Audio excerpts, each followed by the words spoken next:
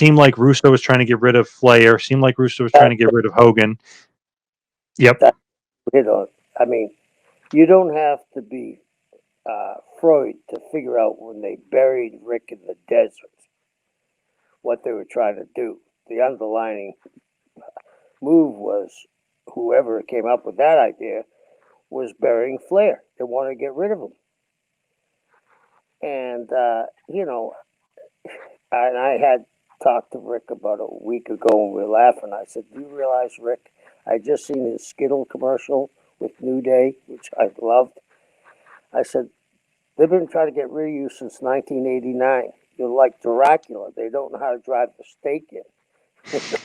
They don't have a Van Helsing to get rid of them. So, I mean, and that's, I think, what brought me back to the forefront was the people. Here's the thing a lot of people and our fans don't understand.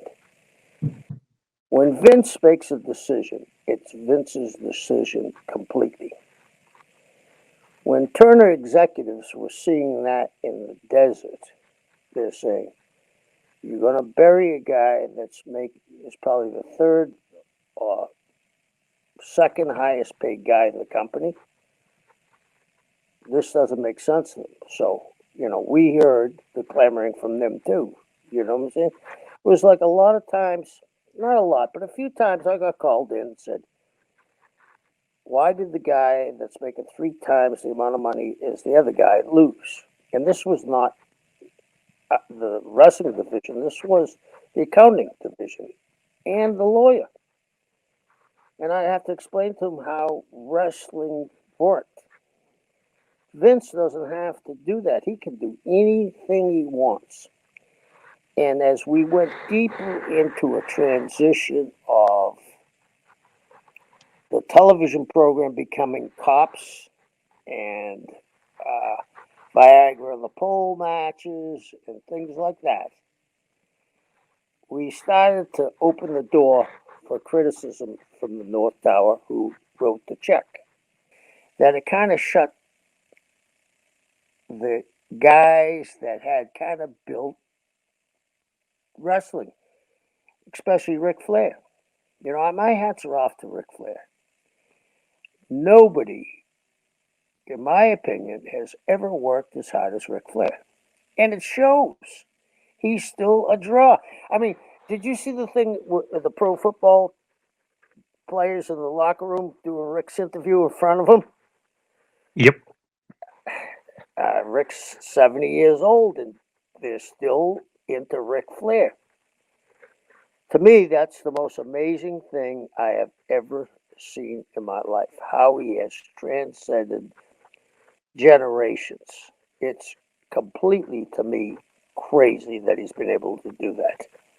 So, burying Ric Flair in the desert, I don't care what anybody says. If you didn't do it intentionally, boy, you need to lay down and look at your dreams, because subconsciously you did it intentionally.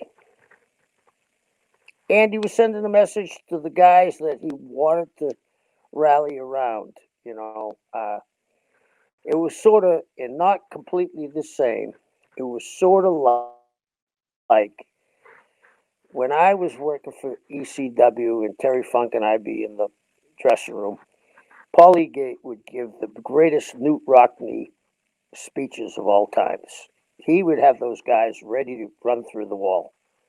And rightfully so. He did an amazing job, and he's still doing an amazing job. But Terry and I would look at each other, and we kind of roll our eyes to one another, because he was a great psychologist, Paulie. So maybe that's where that was coming from. He wanted to have a band of guys on their side. And who knows what would have happened if it continued. Maybe they would all bump the other guys out of positions. Who knows? Thank you for watching the Hannibal TV. Please like this video if you enjoyed it, and click the subscribe button to not miss any of our latest shoot interviews, match videos, or news updates.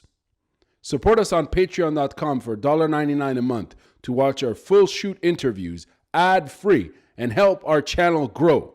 Follow us on Twitter at the Hannibal TV for instant updates.